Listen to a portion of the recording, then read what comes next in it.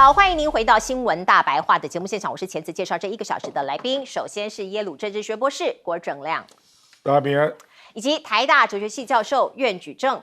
前子好，各位观众朋友，大家好。另外是前空军副司令张延廷将军。主持人好，大家好。好，我们来看看川普真的太狂了。他怎么说呢？他说：“格陵兰我是要定了，谁敢阻挡我，我就对付谁。”他在深夜发文贴了这张图，还是黑白的呢。他讲了，他说我是关税之王，而且他还骂了这个丹麦。他说：“你丹麦无视北约的提醒，数十年来没有办法消除俄罗斯对格陵兰的威胁，现在是时候了呀，我们来做，而且一定会做到。”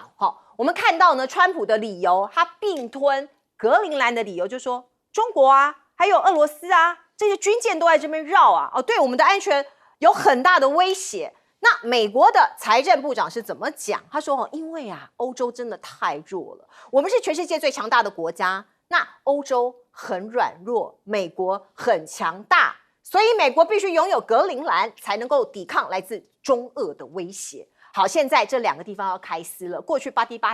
非常紧密的关系，那现在呢要脱离了吗？欧盟说现在有好多国都考虑对美国的商品加征关税，是川普先说我要对你这个8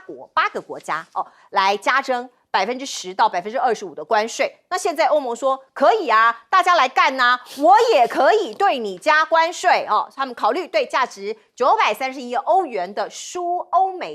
欧洲输美国的商品加征关税，或者是限制一些美国的企业来到欧盟市场，不让你来赚钱，作为反制川普的武器。那我们看到马克宏，他就说我们要来推动一个反胁迫机制。华尔街日报是这样分析啊，他说格陵兰的关税啊可能会扩至27国，不是只有8国而已哦。现在北约的信任已经粉碎了所以真的是开撕了过去非常非常坚定的盟友，现在看起来有可能会分道扬镳了。德国也有一些说法，他说绝对不会被美国胁迫我们不会被当前的局势胁迫。川普他逾越了底线相关的国家现在正如何对付美国的威胁来进行协商，这是德国的副总理兼财政部长的说法。而另外我们来看看，德国不是派了一支军队过去吗？尽管人数很少，可是呢待的时间也很短，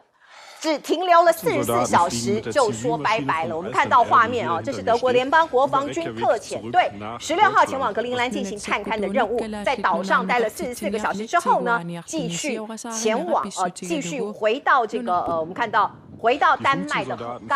这个哥本哈根就某种程度就说我们这个行为，我们这个任务已经完成了。网络上就有人在笑说你这是打卡拍照吗？还有2艘侦察军舰还有2艘一起走掉，所以停留时间太短了。你是怎样拍照打卡？你是网美是不是？好，我们再来看看，包括渥太华这加拿大也考虑派军队前往格陵兰，加入欧盟的声援行动。我们看到卡尼跟上一任的这个总统的总理看起来他的行事风格非常的不一样他说相信北约可以承担起保卫格陵兰岛的重任。而另外我们看到呢，欧盟现在要分散风险了，他跟南方共同市场签贸易协定这是欧盟跟南方共同市场17号在巴拉圭签署自由贸易协定那当然呢这个在市场上面要做一个分散所以这会建立起一个高达7亿人口的庞大自由贸易区。而另外呢，去美国风险现在成为全球很多国家的共识。美国知名专栏作家扎戈里亚他就说，世界不是在降低对中国的风险，而是在降低对美国的风险。所以这是一个很可怕的警讯，包括美国国内现在也一样。川普出手这一连串的这个措施，包括逮马杜罗，包括派兵中东试图攻打伊朗，还有要拿下格陵兰各国其实很担心我们看到包括亲美的加拿大现在总理卡尼不是跑去北京访问了吗这是一个转向的大动作。所以在纽约的地铁你可以看到有人这样写，我们不要格陵兰，我们只想要医疗保险 healthcare， 对，医疗保险。所以呢这个现在川普对外对内国内的明星看起来很多人也对他有一些反应，国外的国际盟友也开始投不信任票。来，亮哥，我连续在几个英文的报纸啦，包括《金融时报》、英国的《卫报》，还有美国的报纸，都说川普正在 make China not America great again。因为你这个你就完全单边主义嘛，军事挂帅，挑战多边秩序，挑战别的国家的主权啊。那现在欧洲跟中国反而走在一起了，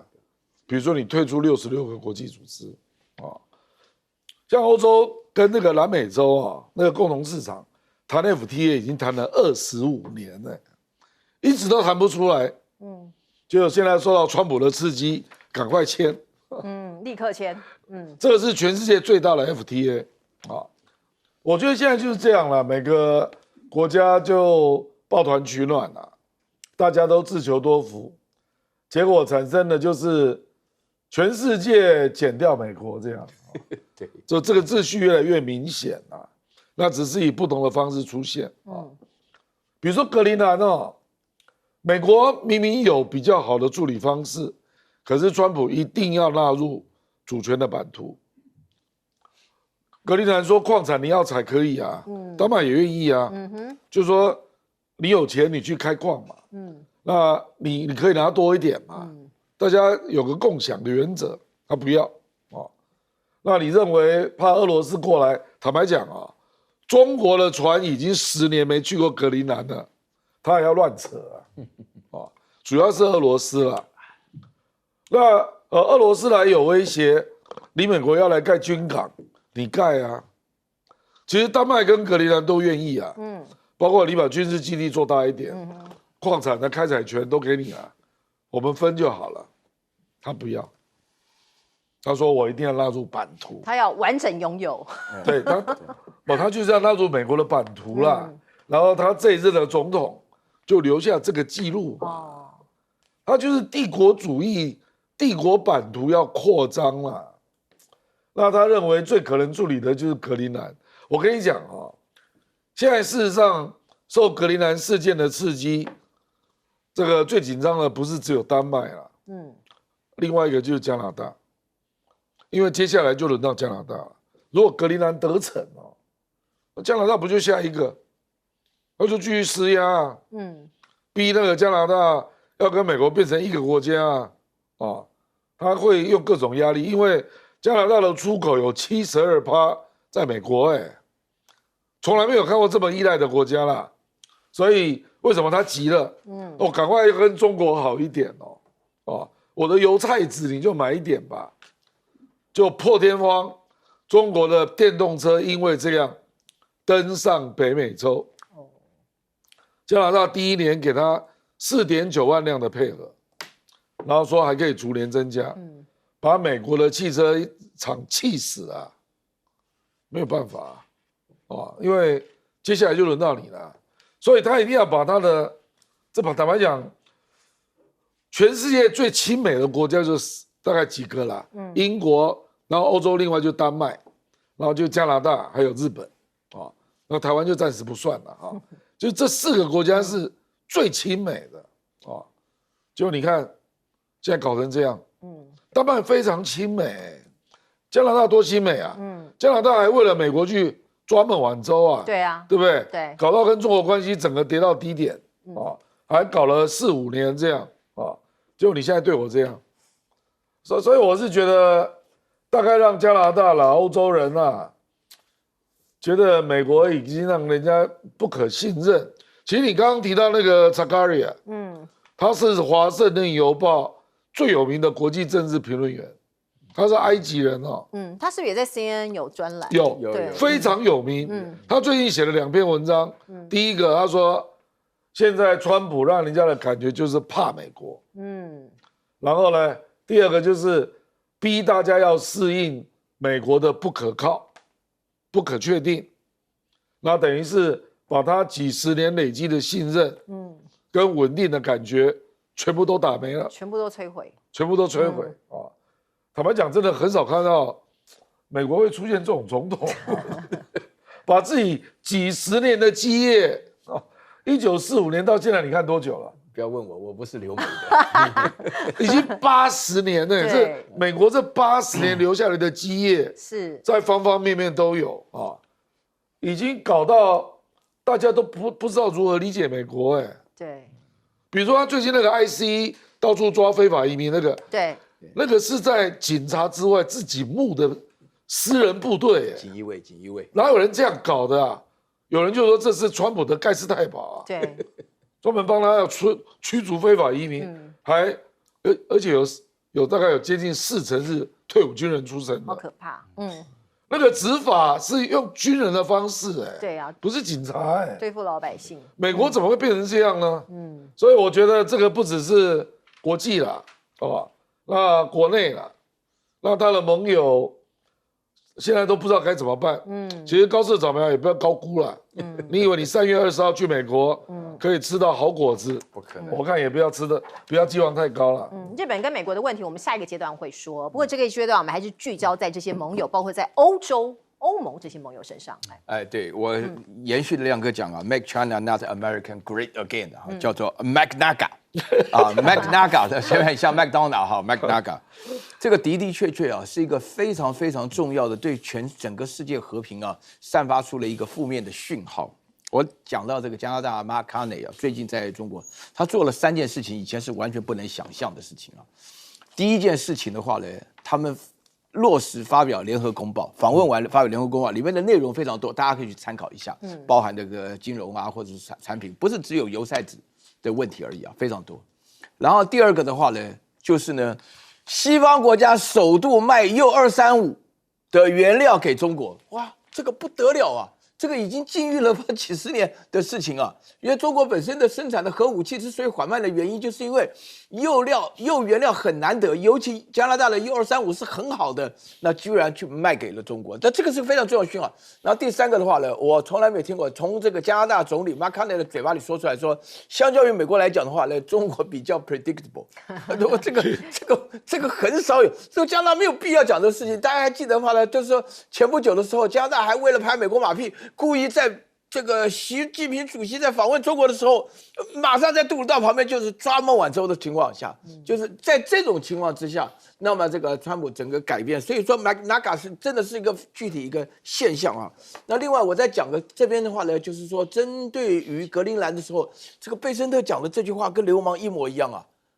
嫌欧洲太软弱了，我们要强大。我刚刚一看吓了一跳，原来都在讲说苏联是强大的，我们都是爱好和平的。因为刚刚亮哥讲到说美国的80年的基业，美国你记不记得啊？八国联军的时候，美国把钱退回来盖了清华大学啊。对，美国老早非常会做这种广告的。但是现在的话呢，那个时候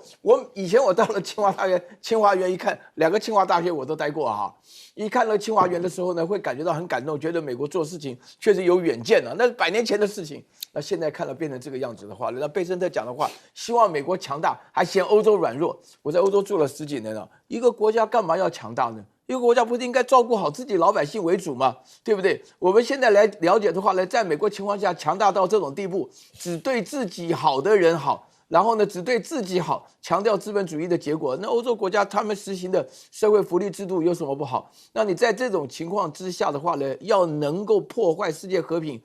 当然我必须强调啊，那么欧洲国家联合起来或者单独个人也没办法跟美国单挑。但是美国有没有想到，扎卡利讲的非常到位啊，就是说现在大家觉得世界上最大的风险呢，其实是来自美国啊，然后呢，现在来讲最没有风险的国家应该是中国啊，那俄罗斯是介于其中啊。那现在美国抢到这个冠军以后，对于美国自己的信用的破产所造成的一个危害，其实是非常大的。所以你从这个角度来讲的话呢，你就可以看得出来啊。美国自己根本都不管自己一切。那另外有关于全球南方的这种投资协议的话，是一个非常非常重要的一个趋势。这个趋势的话，大家可以看到，以后越来越多的国家的联盟在结合的过程当中，只要排除了美国啊，那大概上都会倾向于乐观其成的了。是这个世界已经不一样了。将军怎么看？无论美国总统川普他是拿军事做后盾，然后可以不流血拿下格陵兰，我认为这是他的目标，而且我认为他会如愿，因为全欧洲没有一个国家敢跟美国对仗、对干，没有，要军事上根本没办法比，因为乌克兰战争大家都这个欧洲借钱给乌克兰，武器也给乌克兰，然后又从这些其他的国家就从美国买武器去补足这些相关的所移转过去的这些军事装备，所以对美国的军事依赖非常高。他们会跟美国做对干吗？我认为不会。那就这样子，那美国啊可以不流血，和平的花一些钱，只要花一些钱而已，就把格陵兰拿下来了。那现在这8个国家也好，是派军过去的，那只是个点缀式。不管是挪威、瑞典、芬兰，或者是丹麦、德国、法国、英国，包含荷兰，总共8个国家，也总共派了37个人，根本没办法成气候。那德国去了那边清理流水就离开了，那只是个点缀式嘛，那个没有用。后来美国又要给他们加关税，加10%，变成从15%到变成25%，而其他国家就不会加入了。所以川普拿关税，这是一个拿关税也是一个软棒子啊，那军事上是硬棒子，那软硬兼施，那这样子，这个川普要的不是光只是格陵兰的这些矿产镍矿、铜矿、稀土，还包括了黄金跟钻石的矿产，他要的是主权，216万平方公里，世界上第一大岛就是格陵兰。那美国的国土980万平方公里，两个加起来1200万平方公里，美国够大了。所以川普只要把格陵兰拿下来，并入美国的领土，那川普就已经留名了。他的政治性格就是要留名嘛，因为他在选举的时候都在选举，他在有时候会嘲讽前一任的美国总统拜登，就是这样啊。那你这个好像没有什么政绩啊，那他就要显出现在川普的政绩，拿下格陵兰了，那这样子川普一件事情就够了，这样就可以留名了。那其他的总统200年，美国的历史250年，也没人做这方面那么大的事情啊。他按照川普的政治性格，说拿下就会拿下，因为这是主权原则，其他的都是次要的。那美国又有强大的军力做后盾，我认为这是个本小效高，本不大，只是花一些钱，但是所获得的这种 CP 值太高太大了。那我认为这个西方国家没有办法，尤其是欧盟27个国家各行其事，没有办法做一个统整、一个整合，那只有被美国各个击破。所以到现在为止啊，这27个国家也只有8个国家派兵来声援，而且啊，只是一个寥若晨星，没有办法形成气候。那怎么样能对川普形成压力呢？全世界上目前能够对美国能够形成压力的，大概就俄罗斯，但是它陷入乌克兰战争啊，那除掉之外，就剩下中国大陆。所以中国大陆在这一方面也没有这个积极的声援这些欧洲国家。所以我看在这一方面，只有应川普的这一方面的政策了。那到最后只是时间问题，那个格陵兰就会入袋到川普的口袋里面。好，插播一则最新消息，刚刚高市早苗开了记者会哦，确定他要解散众议院哦，提前举行参议员的大选，而这个投票的时刻可能会落在2月初，这是我们收到的最新消息。不过我们先来看看呢，高市一直想要去美国拜访川普，所以日本共同社就说，他们还在，而且是持续的协调高市早苗上任之后第一次的访美行程，他们希望可以在3月20号前后哦这个时间点安排高市访美，也是考量我刚刚说的，可能会在2月8号举行众议院的大选投开票，而他已经正式宣布了会解散众议院啊。那这个是高市早苗前一阵子不断的在这个放出来的这个讯息哦，现在已经确定了。可是我们看到朝日新闻先前公布最新民调是说，日本民众其实大部分的人是反对解散众院哦重选，反对的是5成。支持的是36%哦。不过我们大家知道，高市他想要希望这个众院过半哦，所以他希望他现在民调非常高的情况下重选哦，有一点像是之前我们看到我们台湾的状况，立法院哦这个赖清德希望可以过半，像这样子的一个氛围。不过我们再来看看美国跟日本的合作在军事方面哦。看起来还是很紧密哦。日本防卫省说，日美合作包括生产先进的中程空对空飞弹，以及先进的爱国者地空拦截飞弹，所以持续演习啦、联合军演呐、单方面的维护都在进行中。可是另外一方面，跟我们台湾的状况一样哦，日本也说啊，他们付了钱，买的武器还没来呀，69亿哦，跟我们台湾非常像。那美国有回应哦，他说美国的军火制造商有问题呀因为日本的这个自卫队老旧装备啊，可是他们现在正在催赶中。那另外我们再来看看，这个中国大陆的压力还是持续施压在日本身上，包括稀土这件事情，稀土武器化中国大陆其实已经说了，对于日本出口到日本的稀土，它会加强审查的程序那现在日本人其实很担心，如果拉长了审查的流程，实际上限制关键矿物出口，可能会对日本的高科技产生实质的影响。而另外呢，我们看到新闻周刊也不断的在发布像这样的讯息，说是根据最新的卫星影像看到了中国大陆在去年10月就在这个南海说是西沙群岛的羚羊礁启动了大规模的填海造陆跟设施扩建，他们认为这是有军事上面的一个影响，还有军事上面的企图。那这个林肯号讲的是我们在这个亚洲这边美军的布局，说是林肯号航母经过马六甲海峡，现在前往中东。我们知道现在包括伊朗的问题呀各种方方面面，所以川普总统是不是下令把这个林肯号航母还有其他的打击群成员把他们调往中东？那我们美军在南海是不是又进入了空窗期呢？中美是不是会这个中叙一战？我们现在不知道，可是盘点他们的武力好多的军事的一些分析都出来了，包括第6代战机的双方对决，这是美国媒体国家利益分析说，全球第6代战机研发竞赛，美中最明显也是最具实力的2大竞争者，其中解放军在近年快速累积航空科技与系统整合的能力下，是最有力的挑战者，已经对于美国长期主导空中优势是一个非常大的压力另外一边，我们看到刚刚讲武器给盟友的这些武器来不及制造，那另外研发的最新的暗鹰飞弹又跳票了。本来是说要在去年年底部署首款极音速武器暗鹰，现在跳票了，没有做出来所以这是美军第3度错过部署的期限，也凸显了五角大厦在追赶中俄极音速战力上面临了非常严峻的状况。来，请教亮哥。高市早苗认为他民调高嘛，所以可能有群委效应，带动众议员当选其实这个估计不一定正确啦，因为第一个以前他联合的是公民党那公民党只有不分区他没有区域，所以公民党就会把他的区域的铁票叫大家投给自民党。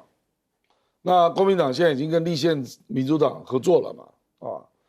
那光是这样当选的自民党的议员大概就有10到12个，那等于就是自民党就要靠额外的声望去拿到新的席次那在野党现在也学乖了，不去跟你硬碰反中的议题都来搞你贪污的问题、政商勾结的问题，还有跟统一教不清不楚的问题所以，而且坦白说，这个改选完全没有正当性，等于是每半年选一次，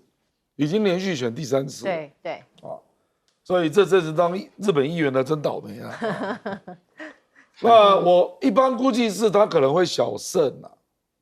小胜并没有助于改变局面，因为中国大陆还是要日本的首相到国会撤回之前的言论，不然我觉得以目前中国大陆，我觉得他已经想定了啦，就是要透过制裁让日本的经济变差，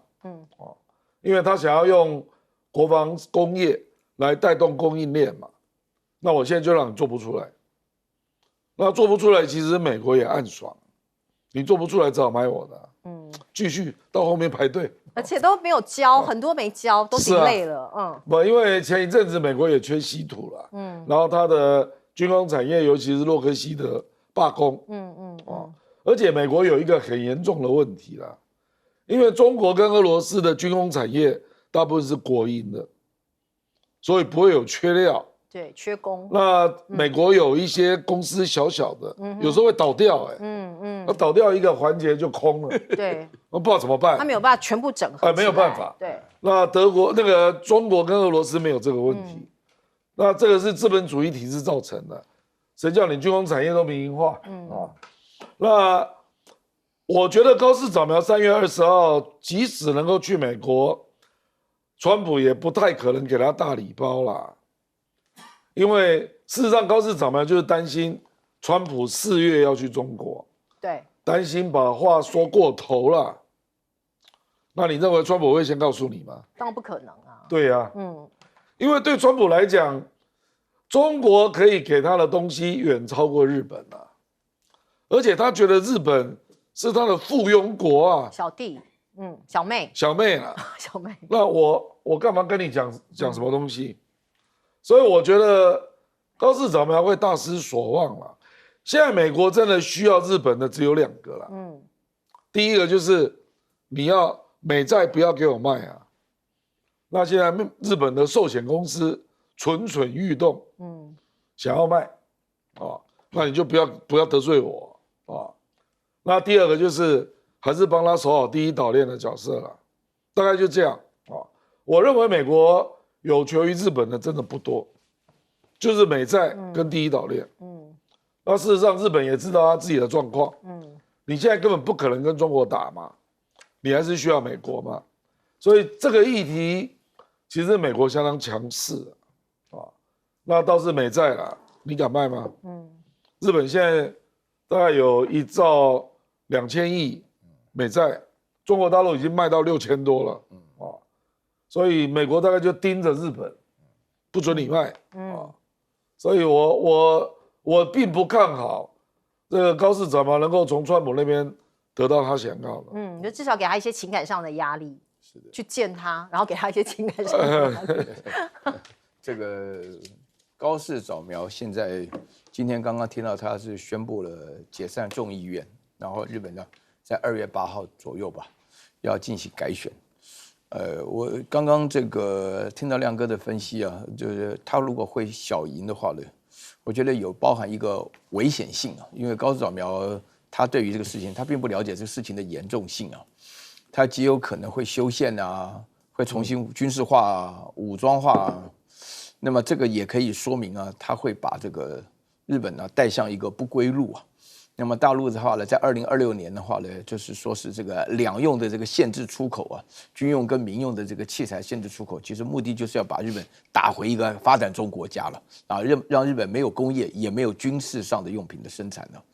那么在这种情况之下，高市早苗他不是不知道问题的严重性啊，而且现在所有的这个外交圈里面的评论，不是不表态，就是说高市早苗犯了很明显的错误，就是日本的这个立宪民主党跟这个公民党里面，他们都联合组织起来啊，就叫做中道改革啊。这个政治的联盟的话呢，主要的目的的话呢，占的比例非常多。他们是要打这个日本的这个自民党的这个贪腐啊，就以及收贿啊，各式各样的情况下。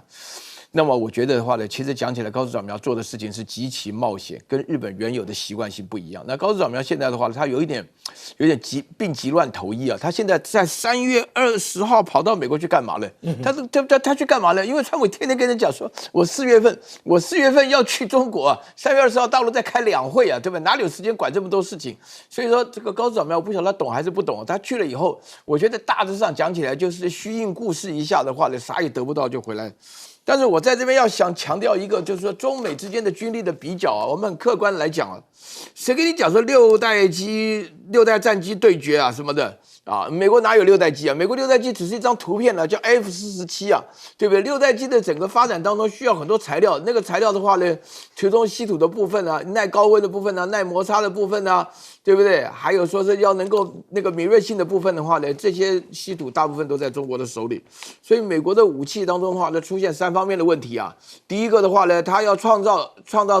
除了照片以外拿不出东西来，然后第二个的话呢，它造不出来啊，然后第三个的话呢，他只会嘴巴讲要这个那个的话，我觉得说是日本的军事科技如果发展不起来，美国会很高兴，但是久了也不行啊，那不交货，对不对？像我们在台湾，天天大家都是拿着我们这边的话呢，买的战机不交货，不交货的情况下，美国如果交不了货怎么样？那另外我要再强调一下，美国这边的情况下有2点是非常严重的一个麻烦，所以导致这个结果，就是美国人绝对不会承认自己是老二的啊。跟中国比较的时候，美国人不会讲说，中国跟我们压一套，我们现在美国没有银牌的，美国永远是金牌。然后第二个的话呢，美国的代表人物讲话的时候，不知道大家注意没有，永远没有和平这个概念。美国人认为和平就是示软，永远是要强的压过别人。所以，但是呢，在这种情况之下的话，美国的话呢，不管是在南海，不管是在东海，就是叫日本，或是说是叫这个美国自己来的话呢，在第一岛链的话呢，要日本扮演的角色，我说句良心话，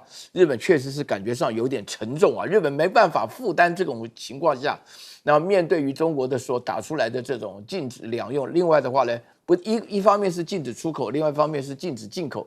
在这样的情况下的话呢，对于日本的未来的工业的发展以及未来军事科技的发展，都会构成一个非常大的麻烦。所以从这个角度来讲的话呢，我觉得日本，请大家稍微注意一下，日本被逼急了，可能会铤而走险的。是，这个大家要稍微注意一下，日本又来搞透析那一套把所有这个导弹什么的往那边乱发来请教将军怎么看？那中国大陆要填礁造岛，就羚羊岛。羚羊岛在西沙群岛的东边，就是说这个西沙群岛那么大，但是它在东侧，就要像因为南海它是个 U 字形，那在这个西沙群岛东侧，它 U 字形就会向东来推。那黄岩岛呢？黄岩岛在距离菲律宾近，大概距离菲律宾190公里，它就是这样子，它一推了之后，整个就可以成为一个军事上的一个战略犄角，所以他现在从去年2025年的10月就开始填礁造岛，现在填礁造岛的这个中共这方面的技术也成熟了，包含这个美济岛、永暑岛还有主碧岛，它都是填礁造岛出来的。那现在的话，通通做完了，那现在来做这个羚羊岛，有羚羊礁，将来就变成羚羊岛，它整个环礁是12公里，那环礁12公里呢，腹地够大，那抽沙填岛。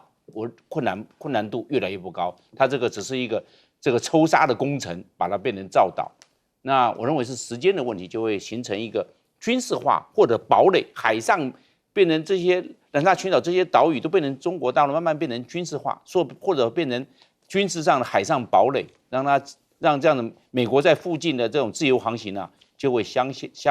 对的受到限制。因为我们来看美国的第6代战机。美国的第6战机速度一定是变慢，为什么呢？因为现在美国的研发速度跟中国大陆比起来，美国是慢了，节奏慢了。那现在，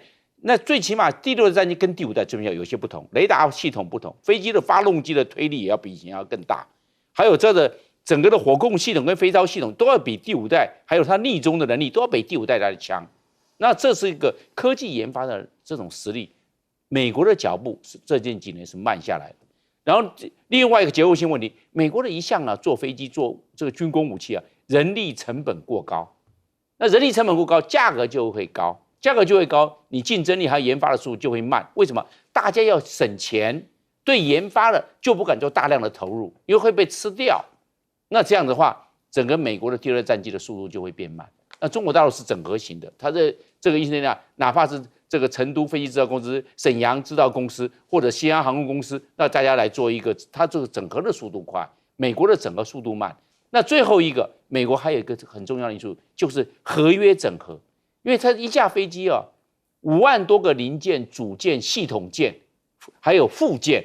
5万多个，你要怎么去整合？那每一个厂家都不一样，做雷达是做雷达的，做发动机做发动机的，做火控系统是火控系统的，都不一样，做机身的做机身的，你怎么去整合？每一个都要智慧财产权，整合很困难，整个成本高。那还有一个就短板原则，有一个人他的系统完成更慢呢，你要以这个最慢的来到位之后，你这架飞机才可以出来你不能说通到位，你飞机缺雷达，那你能够飞吗？能够作战吗？没有办法。这个就是我们讲的合约怎么样去整合，几百家合约厂商各样各的散布在美国各地，要做成一架飞机。那不是洛克希德马丁或者美国的波音公司能够包山包海做出一架飞机，都是这些合约商几百家合约商做出来这一架飞机。那问题是怎么去整合？这些契约怎么样去把它变成一个速度很快，这个按部就班，然后它要一步通通到位。这个结构性问题到现在为止，美国一直没办法克服所以还是按照沿用以前的，那就是变成速度变慢。那中国大陆就不一样，它直接就推出来了，变得好快哦。为什么？它的中国大陆整合速度快，美国的整合速度慢，所以变成中国大陆在第6代战机出来的速度是比较迅速的。是美国要爆发内战了嘛？我们看到地点在明尼苏达州哦，五角大厦调派了1500名兵力，要在这个地方备战。为什么会搞这么大呢？那是因为前一阵子大家都知道哦，在这里的阿波利斯市，因为 ICE 的官员执法的时候，把一名美国公民他叫古德，37岁击毙了，所以呢，引发了整个城市整个州很多的抗议事件。并且这个紧张局势呢不断的升温川普说你们再乱搞，我就要使用暴乱法来震爆所以他部署了军队要平息局势。所以您可以看到，包括我们画面，您看到的是明尼苏达州国民警卫队成员准备的作业，包括帮这些军卡加油，还有卸载装备与军队行进等后勤的准备都已经在进行中了。部队进入了高度的戒备和备战的状况。所以你可以看到呢，在你家门口如果看到这么一大堆军人，你恐怕会心里面慌慌的。美国媒体也说除了在当地部署1500名士兵之外可能会把阿拉斯加第11空降师旗下的2个步兵营这个1500名士兵可能会把它移到这个明尼苏达州这里。另外呢，明州的州长华兹以及当地的市长弗雷他是这个阿波利斯市长，就是发生这个枪击案的现场的这个市长，这2个人要被作为一个某种程度的调查他们要被刑事调查。为什么呢？因为他们这几周，当然他们抗议说是这个海关执法局就是 ICE 还有边境巡逻队他们在执法的这个强度还有内容手段都不 OK。可是我们看到呢，他们被检举，他们要被刑事调查所以呢，我们看到他们的刑事传票已经发出来了，要求这2位民主党籍的公职人员配合调查。所以你看到内部这个川普也是完全不依不饶。包括白宫发言人这位女士她经常出来发言，她叫李维特。前一阵子川普不是跟 CBS 的主播进行了一场访问吗？在事前他就跟这个主播做了一个警告，说如果你没有完整的播出采访川普的片段的话，我们会告你。川普说了，如果不是完整播出，我们会告你，告到脱裤子非常的威胁就是说你这个如果把我剪掉某一些片段，你就遭殃了。英文脱裤子。而另外查一下另外呢，我们看到科关税抓总统，川普重返白宫满周年这个成绩单一列出来会吓死你这是美联社他做的一个 list。 他说包括推翻委内瑞拉的领导人，下令大规模驱逐移民出境，拆除白宫东翼，改建为宴会厅，向全球开征关税。他做了大概过去10年、20年，美国人对世界的这个震撼的这个事情都总加起来都不及过去1年更震撼。他上任满1年，我们看到美国对近90%的联合国大会决议投下反对票你看到包括过去1年联合国的90%的需要投票表决的决议事项，他都投反对，并且在43项决议中成为唯一的反对国。全世界要往右走，我偏偏要往左走所以川普他自己根本不甩联合国，他要自组联合国。这是我们看到的川普推动成立的和平委员会美国媒体说，这个就是他想要取代联合国的一个委员会，所以呢，他也向全世界大概60个国家和国际组织发了入会的邀请函，包括法国、德国、意大利、澳洲、加拿大、欧盟委员会以及中东主要国家都在被邀请之列。可是很可怜，目前只有匈牙利的总理奥班说 OK 我可以加入，其他人都是已读不回。那另外我们看到呢，大陆现在超越了俄罗斯，跃居中亚最大的贸易伙伴，并且海南的自贸港封关满月新增加了5000多家外贸的企业抢进。来请教亮哥怎么看？这个内战不至于了，因为除了明尼苏达之外啊，跨州的抗议都是昙花一现。只有在 Minneapolis 嘛，就是周边不断的在这里示威。那这个州本来就很左，而且我们通常讲那个矛盾除非都是无处发泄啦。可是美国所有的机构仍然在发挥作用，包括地方政府的调查，包括媒体介入来查有没有扭曲事实包括国会的听证，所以基本上那个到底是不是误杀坦白讲我都不知道。如果说事实很明确，就是那女生在车里面被开3枪，当场死亡那右翼的人也有一种说法，说他开车撞我而且他另外一个朋友在车外在那边说撞，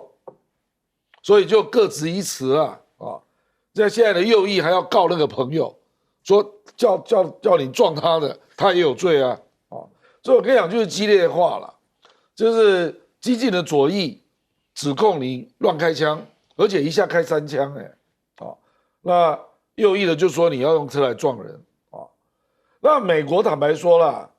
他这个执法驱逐非法移民是 IC 新增的执法人员新增了将近2万人待遇之高移民与海关专基层的执法人员起薪5万美金，调查员起薪12万美金队长年薪20万美金，然后他现在还要再增加100亿的预算来做这件事，所以你就知道川普多重视这个我认为川普绝对不会让步，因为驱逐非法移民是 MAGA 最爱的议题啦，最核心吗？最核心的议题，而且唯一取胜的议题就是这一个，他其他议题事实上是一头乱比如说外交啦，什么对等关税啦，都是负分，这个议题是比较高分的，他不会让而且他本来就种族主义者，对，又讨厌穆斯林，所以就趁机会都把他们赶走，这样，那有没有效？有效，因为非法移民入境美国，到了川普时代几乎降到0了，所以没有人愿意去了觉得去美国风险好大那有些人就甘愿就说走了，就不然每天要躲来躲去，自动离开了，不然躲来躲去很累对而且我跟你讲，他真的很凶悍。明尼苏达这种州你也敢去驱逐左的要死，这个非常左都是民主党执政的，我在那边做过研究，那几乎可以预期纽约跟加州他都敢干的。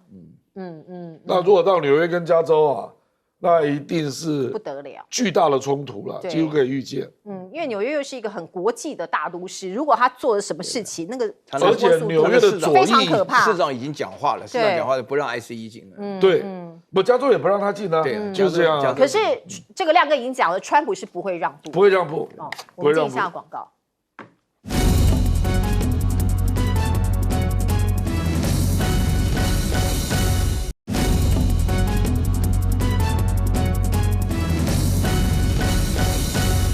好，请教苑举正老师。对，我觉得美国目前为止的话呢，大家双方的架势都打得很凶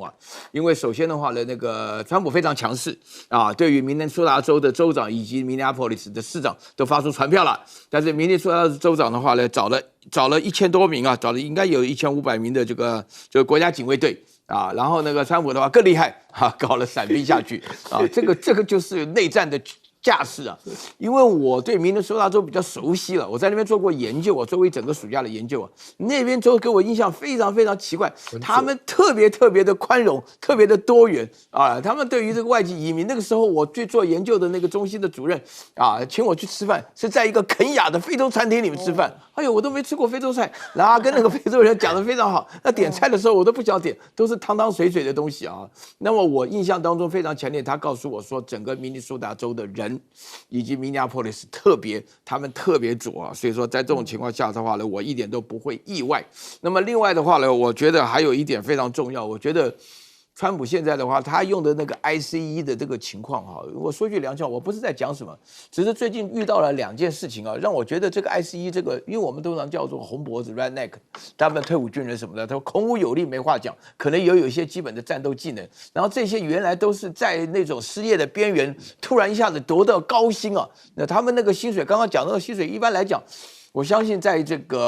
个加州里面，这个一般的做科技的人才大概也就是薪水。那么这些人的时候呢，他们首先第一个，这个 ICE 啊，抓了4个美国原住民啊，因为看起来长得很像墨西哥人，就不分分油就抓了，所以原住民就唱了那个记得祖灵的那个萨满舞啊，就是觉得很难过，因为说真正的美国人就是我们原住民在那边住了2万年了，结果把我当非法移民，当非法移民啊。另外有一个黑人啊，那个黑人他把护照贴在头上开车，你知道吗？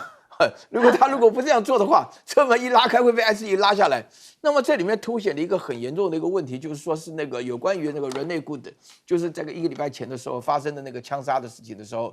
那个里面的话呢是集结了川普所有的方式。首先第一个就是强调他是国内的恐怖主义分子，然后第二个就是强调他该杀了，然后第二个强调就是说他企图碾压过 ICE 的人啊，然后第3个的话呢，他做了一个很明显的一个。羞辱他的情况，就是把他讲成 LGBT 了啊，就是说是这个。那么那个对于这个 MAGA 的人来讲的话呢，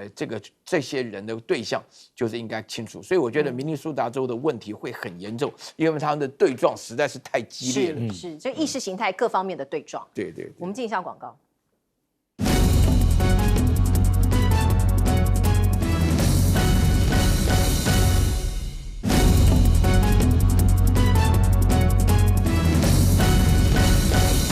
来请教将军怎么看？美国是不是要爆发内战了？我认为应该还是不会，但是问题是这个问题是会比较复杂一点，因为